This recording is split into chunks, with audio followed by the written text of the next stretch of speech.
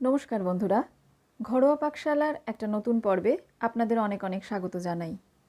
আজকে আমি হাজির হয়েছি একটা পাঁচমিশালি সবজির রেসিপি নিয়ে।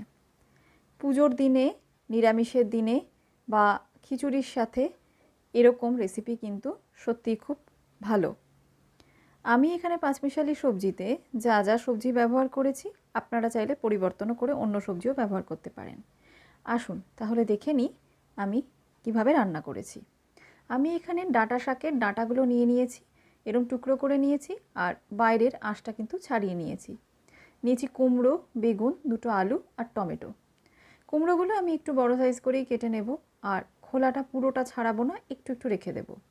এই ধরনের তরকারিতে এই কুমড়োর খোলা যদি একটু থেকে যায় তাহলে কিন্তু স্বাদটা খুব ভালো লাগে। আপনারা চাইলে কুমড়োর খোলা পুরোটাই রেখে দিতে পারেন। এরকমভাবে আমি কুমড়োগুলো টুকরো করে নেব। আর সবজিটা কাটার সময় আমি একটা বাটিতে জল নিয়ে বসেছি, সবজিটা কেটেই আমি এর মধ্যে দিয়ে দেব। আমি এখানে ডাঁটা শাকের ডাঁটা ব্যবহার করেছি, আপনারা যে কোনো রকমের ডাঁটা ব্যবহার করতে পারেন, শাকও ব্যবহার করতে পারেন, সেক্ষেত্রে কিন্তু খেতে আরও ভালো হবে। আর সবজিতে চাইলে গাজর, বিনস, বরবটি এবং বাঁধাকপি কুচোনো ব্যবহার করতে পারেন, সেটাও কিন্তু খেতে খুব ভালো হবে।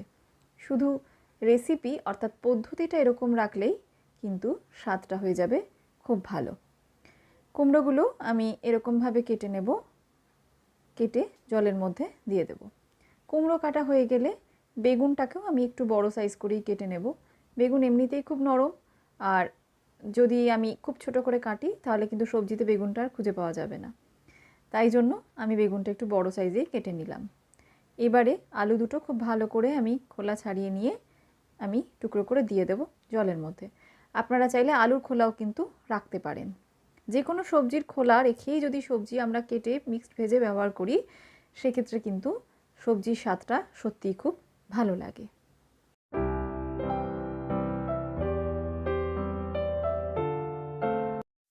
এবার আমি একটা মিডিয়াম সাইজের টমেটো নিয়েছি, সেটাও আমি এরকমভাবে কুচিয়ে নেব।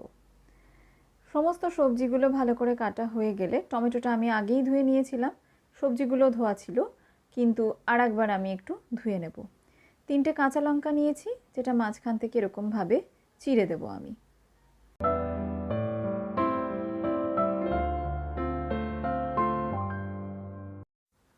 সবজিগুলোকে আমি আর একবার কলের জলে ভালো করে ধুয়ে নিয়েছি। এবারে আমি একটা মশলার পেস্ট তৈরি করে নেব। আমি এখানে নিয়েছি 1 চামচ আদা বাটা, তাতে দিয়ে দেবো 1 চামচ জিরে বাটা, আর দেবো আন্দাজ মতন হলুদ, আর দেবো সামান্য জল দিয়ে আমি মিশিয়ে একটা থিক পেস্ট বানিয়ে নেব। এই রেসিপিটা হবে একদম পুরোপুরি নিরামিষ, সেই জন্য এই রকমভাবে তরকারি রান্না করে আমরা কিন্তু ঠাকুরের ভোগেও নিবেদন করতে পারি। কড়াইতে তেল গরম করে নেব, আর তাতে দিয়ে দেব বেশ কিছুটা বিউলির ডালের বড়ি। তেলটা অবশ্যই সর্ষের তেল হবে এবং তেলটা কিন্তু ভালো করে গরম হতে হবে। ফ্লেমটা কিন্তু আমি মিডিয়াম রাখবো, নাহলে বড়িগুলো পুড়ে যাবে। এরকমভাবে বড়িগুলো মিডিয়ামভাবে ভেজে নিয়ে আমি কড়াই থেকে তুলে নিয়ে এবার বেগুনগুলো ভেজে নেব। বেগুনগুলো কড়াইতে দিয়ে একটু সামান্য নুন হলুদ দিয়ে দেব, দিয়ে আমি এটাকেও ভেজে নেব একদম লো ফ্লেমে হালকাভাবে। বেগুনটা আমি পরে তরকারিতে দিয়ে দেব, সেই জন্য বেগুনটা কিন্তু আমি খুব একদম ডিপ ফ্রাই করব না, বা বেগুনটা পুরোটা যেন কড়াইতে এখানেই সেদ্ধ না হয়ে যায়। তাই জন্য আমি এটা লাইট ফ্রাই করে নেব, আর আমি এবার বেগুনগুলো কড়াই থেকে তুলে নেব।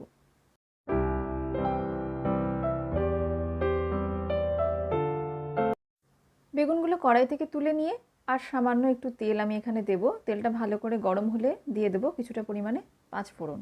আপনারা চাইলে এখানে সাথে কাঁচা লঙ্কা বা শুকনো লঙ্কাও দিয়ে দিতে পারেন। ফোড়নটা যখন ভালো রকমভাবে পুড়ে যাবে তখন আমি দিয়ে দেব কেটে রাখা কুমড়ো আর আলুটা। কুমড়ো আর আলুটা একটু ভেজে নিলে স্বাদটা আরও ভালো হয়। কয়েক মিনিটের জন্য কুমড়ো আর আলুটা আমি একটু ভালো করে ভেজে নেব। বন্ধুরা, আমার এটা ভাজা হয়ে গেছে। এবারে কিন্তু আমি মশলার পেস্টটা দিয়ে দেব। কুমড়ো এবং আলু ভাজার সময় আমি কোনো রকম নুন হলুদ দিইনি, তবে এই সময় মশলাটাতে হলুদ দেওয়া আছে। এইবারে আমি মিডিয়াম ফ্লেমে একটু কষিয়ে নেব। ততক্ষণ পর্যন্তই কষিয়ে নেব যতক্ষণ মশলাটা থেকে কাঁচা তেল না ছাড়ছে আর কাঁচা গন্ধটা চলে যাচ্ছে। আমি একটু ঢাকাও দিয়ে দেব। দেখুন বন্ধুরা, মশলাটা থেকে তেল ছেড়ে দিয়েছে, তার মানে এটা কষানো হয়ে গেছে। এবারে আমি দিয়ে দেবো এর মধ্যে কুচনো টমেটোটা।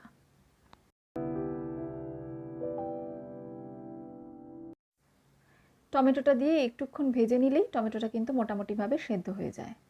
ব্যাস, এইবারে আমি দেব আমার কেটে রাখা ডাঁটাগুলো। এই ডাঁটা এমনিতেই খুব নরম, তাই আগে থেকে সেদ্ধ করে নেবার কোনো প্রয়োজন নেই। এরকমভাবে ভালোভাবে আঁশটা ছাড়িয়ে নিয়ে দিলেই কিন্তু ডাঁটাটা খুব সুন্দরভাবে সেদ্ধ হয়ে যায়। আপনারা চাইলে এটা শাকটাও ব্যবহার করতে পারেন, আমি এখানে শাকটা স্কিপ করে গেছি।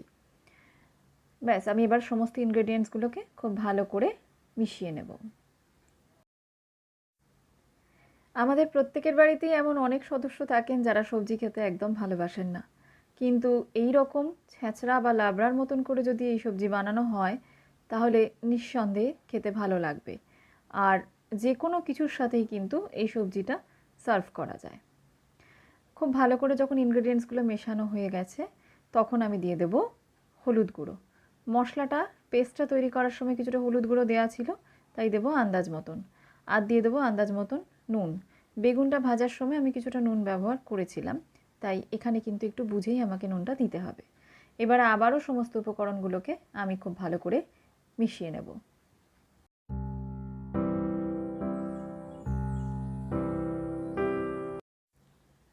যে কোনো রকমের নিরামিষ রান্নায় একটু মিষ্টি না দিলে ভালো লাগে না, সেই জন্য আমি সামান্য পরিমাণে চিনি দিয়ে দেব। যারা মিষ্টি পছন্দ করেন রান্নাতে তারা আর একটু বেশিও কিন্তু চিনি ব্যবহার করতে পারেন, আবার যারা করেন না পছন্দ তারা স্কিপ করে যেতে পারেন। চিনিটা দেওয়ার পরে আমার চিড়ে রাখা কাঁচা লঙ্কাগুলো আমি দিয়ে দেবো। ঝালটাও অবশ্যই স্বাদ মতন ব্যবহার করবেন। আমি খুব ঝাল দেবো না বলে 3টে কাঁচা লঙ্কাই ব্যবহার করলাম। আপনারা চাইলে কাঁচা লঙ্কার বাটাটাও কিন্তু ব্যবহার করতে পারেন, তবে কাঁচা লঙ্কাই আমি এই কারণে বলবো শুকনো লঙ্কার পরিবর্তে। এই সবজিতে কাঁচা লঙ্কার গন্ধটা খুব ভালো লাগে। কাঁচা লঙ্কা দিয়ে 3 থেকে 4 মিনিটের জন্য আমি আবারও একটু কষিয়ে নেব। কষানো যখন হয়ে যাবে, মোটামুটিভাবে যখন আমার সমস্ত সবজিগুলোই অর্ধেক সেদ্ধ হয়ে যাবে, তখন আমি দিয়ে দেব জল। জলটা খুব বেশি দেব না, কারণ ভাজতে ভাজতেই সবজিগুলো কিছুটা সেদ্ধ হয়ে গেছে, আর এই সবজিটা হবে সম্পূর্ণ রকমভাবে গা মাখা। ঢাকা দিয়ে দেব, মিডিয়াম ফ্লেমে হতে দেব যতক্ষণ না সবজিগুলো আর একটু সেদ্ধ হয়ে যাচ্ছে। দেখুন বন্ধুরা, সবজিগুলো হাফ বয়েলড, অলমোস্ট বয়েলড বলা যায়। এইবারে আমি দিয়ে দেবো আমার ভেজে রাখা বেগুনগুলো। এই পর্যায়ে বেগুনগুলো দেব, তার কারণ বেগুনগুলো কিন্তু আমি ভাজবার সময় হালকা করে ভেজে নিয়েছিলাম। বেগুনগুলো একটু সেদ্ধ হওয়ার প্রয়োজন রয়েছে, তাই জন্য আমি এইখানে এই পর্যায়ে বেগুনগুলো দিয়ে দিলাম এবং আবারও লিডটা চাপা দিয়ে ফ্লেমটাকে মিডিয়ামে রেখে 5 থেকে 6 মিনিটের জন্য আমি হতে দেব। এই রকম ডাঁটা মাছের ঝোলেও কিন্তু খুব সুন্দরভাবে ব্যবহার করা যায়। সেই রেসিপি নিয়ে না হয় আর একদিন এসে হাজির হব আপনাদের সামনে। দেখুন বন্ধুরা, খুব সুন্দরভাবে সবজিগুলো সেদ্ধ হয়ে গেছে। ব্যাস, এবার আমি দিয়ে দেবো ভেজে রাখা বড়িগুলো।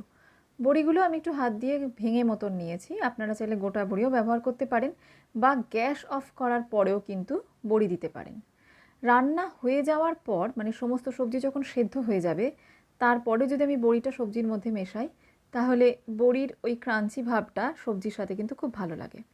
সমস্ত উপকরণগুলো আমি মিশিয়ে নেব এবং মিশে গেলেই আমি গ্যাসটা বন্ধ করে দিয়ে লিড চাপা দিয়ে দেব এবং 10 মিনিটের জন্য আমি এটাকে স্ট্যান্ডিং টাইমে রেখে দেব। এই সবজিতে 5 ফোড়ন আর আদা জিরে বাটা এবং নুন হলুদ ছাড়া কিন্তু আর কোনো মশলারই প্রয়োজন পড়ে না।